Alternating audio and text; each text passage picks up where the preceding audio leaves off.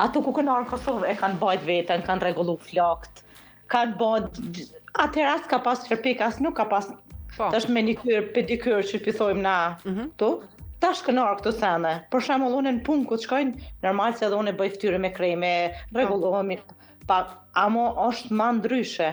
Në Kosovë unë kam pas rast mjekja, si shkoni bëni para analiza, ato i rrshasin, po di si ta them, për një fotografi që e bën në Kosovë, ajo i rrshet pidore se me thoj të mdhaj.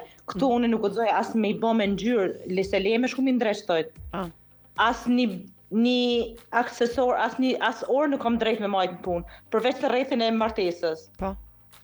E në Kosovë i mbani këtu mbahen, por ato unë jam shumë e pajtimit se në Kosovë mbahen ma shumë. Për shembull femrat që janë punojnë me djumë të ndryshme, normal se ato duhen më dog bukur.